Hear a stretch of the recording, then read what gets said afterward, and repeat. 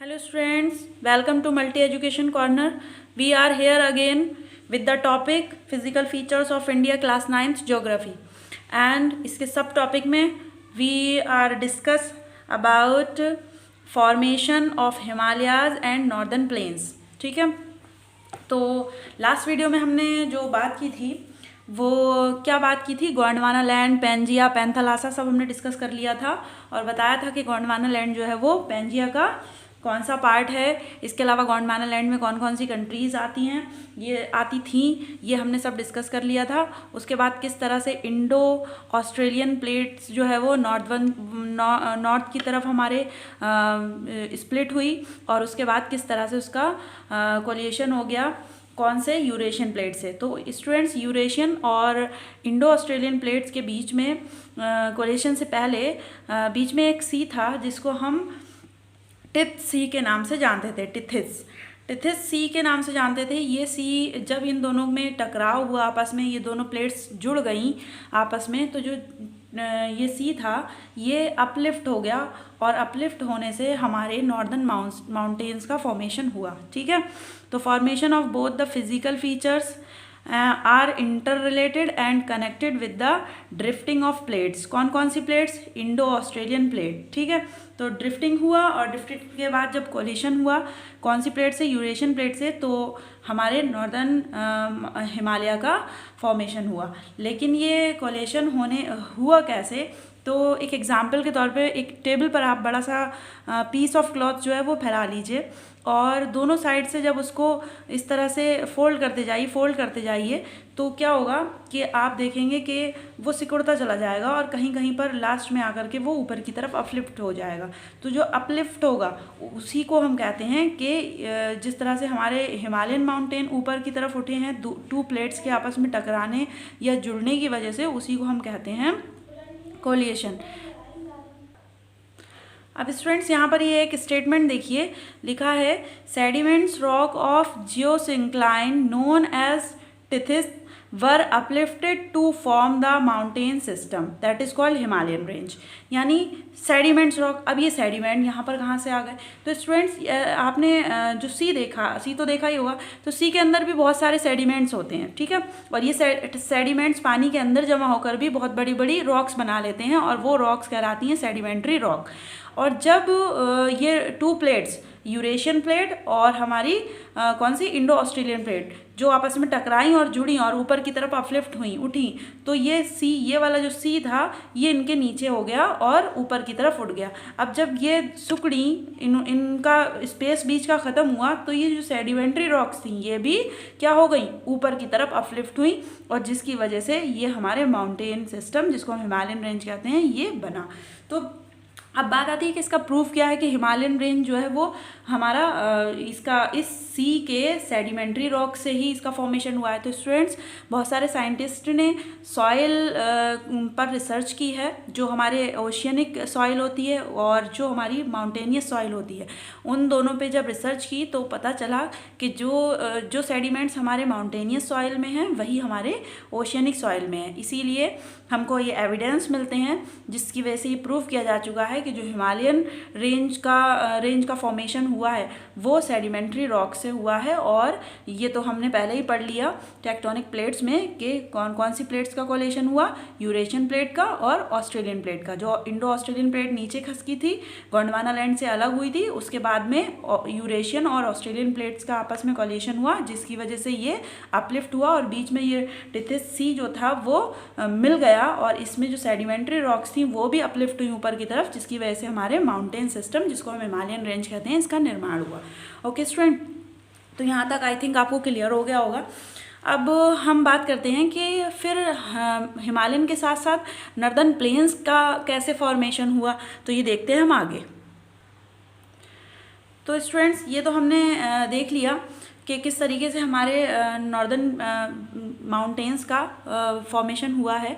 अब हम northern plains की अगर हम बात करें तो स्टूडेंट्स हमें उसके लिए ये जो पिक्चर मैंने ड्रॉ की है इसके अकॉर्डिंग समझना होगा कि जिस तरीके से जियोसिंक्लाइन हमने पढ़ा था ना लास्ट में अभी, कि sedimentary rocks of geosyncline known as Tethys were uplifted to form the mountain system.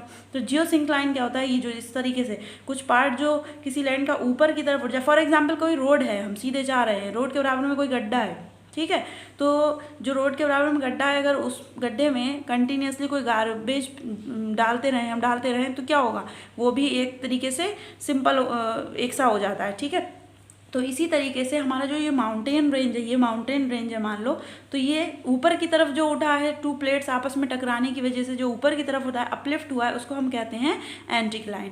और जो नीचे का हिस्सा होता है, जो गहरा होता है, उसको हम कहते हैं सिंक्लाइन, ठीक है। तो जो हमारे नॉर्दर्न प्लेन्स हैं, जब यूरेशियन प्लेट और इंडो ऑस्ट्रेलियन प्लेट आपस में टकराई, जिसकी वजह से ये अपलिफ्ट हुआ, तो ये माउंटेन का तो निर्माण हो गया, माउंटेन का तो फॉर्मेशन हो गया, लेकिन जो इसके पास वाला एरिया था वो निचला एरिया हो गया, जिसको हम सिंक्लाइन कहते हैं। अब ये निचला एरिया एक सा कैसे हुआ, हम प्लेन एरिया इसको क्यों कहते हैं, तो मैंने आपको बताया ना कि अगर रोड के साथ साथ कोई गड्ढा हो जिसमें हम कंटिन्यूसली अपने घर का कूड़ा या गार्बेज या बारिश के पानी के साथ साथ जो भी डिपॉजिट्स आते हो, सेडिमेंट्स आते हैं, उसमें जमा होते रहें, तो एक कंडीशन ऐसी आती है कुछ सालों के बाद कि वो भी एक सा प्लेन एरिया बन जाता है, ठीक है, वो रोड के इक्वल हो जाता है। तो उसी तरह से ये वाला जो एरिया है हमारा बहुत ज़्यादा गहरा जो हो गया था वो प्लेन हो गया, माउंटेन के बराबर तो ऊंचा नहीं हुआ लेकिन वो प्लेन हो गया।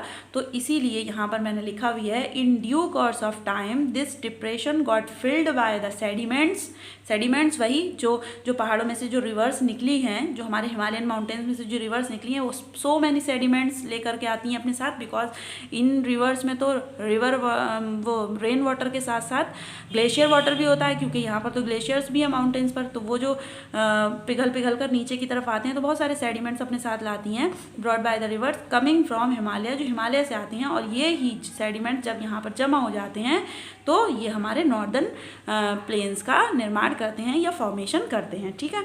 तो the area between the Himalaya in north and peninsular plateau in the south got filled with alluvial deposits, यानी जो भी डिपॉजिट, जो भी सेडिमेंट्स यहाँ से रिवर्स अपने साथ हिमालय से लेकर के आती हैं, तो जिस एरिया में वो डिपॉजिट करती हैं उस एरिया को हम प्लेन कहते हैं, और वो एरिया में जो डिपॉजिट होता है वो कौन सा होता है, एलुवियल डिपॉजिट होता है।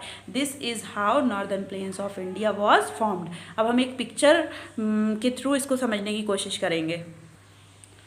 स्टूडेंट्स, ये पोर्शन जो ब्राउन कलर से यहाँ पे इंडिकेट किया गया है, ये हमारा माउंटेनियस एरिया है, और ये अपलिफ्ट हुआ है यूरेशियन और इंडो ऑस्ट्रेलियन प्लेट्स के आपस में टकराने की वजह से, और टकराने की वजह से जो सी था बीच में वो भी अपलिफ्ट हुआ है, और उसके अंदर जो सेडिमेंट्री रॉक्स थी वो भी अपलिफ्ट हुई हैं, जिसकी वजह से ये माउंटेन रेंज का हमारा फॉर्मेशन हुआ है। और इसी माउंटेन रेंज से सो मैनी रिवर्स जो हैं वो निकलती हैं, जो प्लेन एरिया की तरफ बह कर के आती हैं। ये रिवर्स ब्लू कलर से यहाँ पे इंडिकेट हैं, और ये अपने साथ सो मैनी सेडिमेंट्स लेकर आती हैं, जिसकी वजह से ये जो गड्ढा हो गया था यहाँ पर टू प्लेट्स के आपस में मिल जाने से, ये टकरा जाने से जो ये एरिया बहुत ऊपर की तरफ उठ गया था, तो इस गड्ढे को प्लेन एरिया बनने के लिए सो मैनी रिवर्स जो ऊपर से आई वो बहुत सारे सेडिमेंट्स अपने साथ लाई, और उस सेडिमेंट्स को हम एलुवियल के नाम से जानते हैं, जो इस एरिया को बहुत ज़्यादा फर्टाइल बना देते हैं। तो ये तो हो गया हमारा प्लेन एरिया, ठीक है। अब बात आती है कि फिर प्लेन एरिया के बाद फिर से अपलिफ्ट हुआ है, यानी फिर से सिंक्लाइन, फिर अपलिफ्ट हो गया लैंड, फिर सिंक्लाइन। तो हाँ बिल्कुल,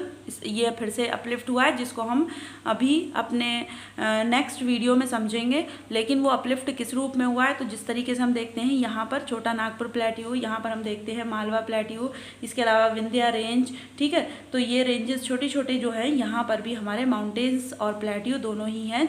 जो यहाँ पर है वो थोड़ा डीप वैली, और जो हमारे एलुवियल सॉइल की वजह से डिपॉजिट होकर प्लेन बन गया है, और फिर उसके बाद में फिर से यहाँ पर लैंड उठा हुआ है, अपलिफ्ट हुआ है, जो हमारे प्लेट्यूज और छोटी छोटी रेंजेस के रूप में है, और उसके बाद फिर नीचे का हमारा एरिया कोस्टल प्लेन्स है। तो अब हम नेक्स्ट वीडियो में स्टूडेंट्स बात करेंगे फॉर्मेशन ऑफ पेनिनसुलर प्लेट्यू की, और इस वीडियो में इतना ही। आई थिंक आपको क्लियर हो गया होगा। अगर आपको क्लियर ना हो तो सारी वीडियो आप अगेन एंड अगेन रीप्ले करें, बार बार सुने, और फिर भी अगर कोई पॉइंट रह जाए तो आप मुझसे कमेंट सेक्शन में डिस्कस कर सकते हैं। So thank you so much for watching this video.